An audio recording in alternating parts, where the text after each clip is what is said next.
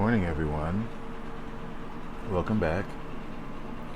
Before I get started, I wanted to share this with you all. This is a fairly recent acquisition. It was not part of the haul that I just got from Ecogenera, but it was purchased through Tony Wells and Let's Talk Plants out in San Francisco.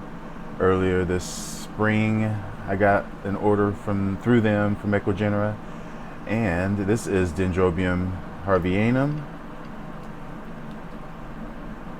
There's the tag. And so when I got it, I immediately just potted it up in a mix of, there's sphagnum mostly in the bottom. It's in this air cone. And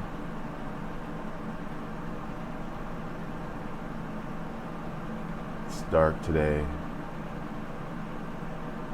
Well, let's see if this will work a little bit better.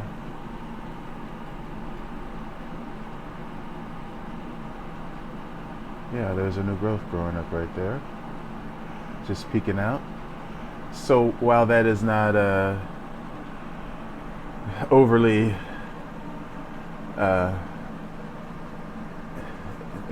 that's a positive sign, but it's not in any way a sign that this plant is going to be okay. It is still acclimating, I would say, but that is a positive thing. But what I wanted to talk about today was this first time bloomer for me.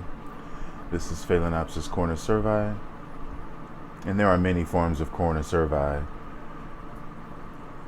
There's the tag on it. It says cornu-cervi, Phalaenopsis cornu-cervi jungle, crossed with cornu-cervi yellow. Pretty flower, very dainty, glossy, and it's very firm as well. These flowers last a long time. Never ever felt any sort of a fragrance from a cornu-cervi. I've always had cornu-cervi in my collection. It is one of the orchids that was on my list of my very first list, the list that I always talk about.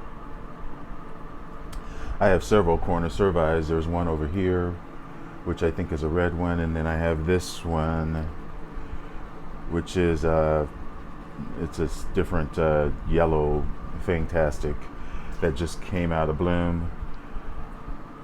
Cornu-cervis, when I first became introduced to cornu-cervi, it was, remember that there was a scent to it, but I have yet to ever detect any scent in any of my cornu-cervis.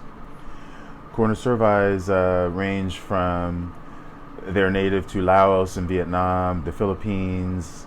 In Malaysia, they grow in deep shade along the swamps, in the rivers there. In Indonesia, they're grown high in trees in the shade in the summertime, often in trees that are along rivers.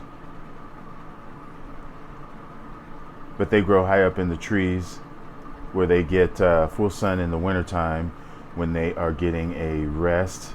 I don't really give mine a rest. I continue to water the roots. Cornu-cervi tends to get a lot of aerial roots, and I tend to miss those a lot on not just cornu-cervi, but all of my plants in the wintertime. I think that is, an era of giving them water. If you miss their roots, I think that's hydrating them in the same manner. And plus, since those roots are more sensitive because they are actually seeking moisture in the air outside of the media inside of the pot. So it's kind of a good thing to give them what they're looking for.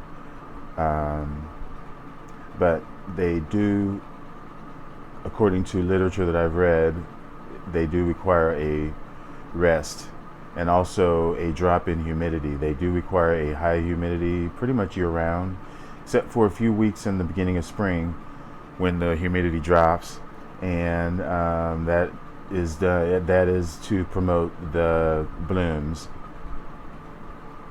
But this plant can bloom pretty much any time. But as I said, that temperature, it's a humidity drop, but they also appreciate a temperature drop, the difference in temperature from day to night. They like that difference in temperature. That as well is a factor. But the humidity, I believe, is the most important factor. And the sun. If there is, if you have a cornu-cervi and it is reluctant to bloom, I would increase the light. But yeah, I love cornu-cervi, and thanks again for watching this video. If you like this video, press the like button.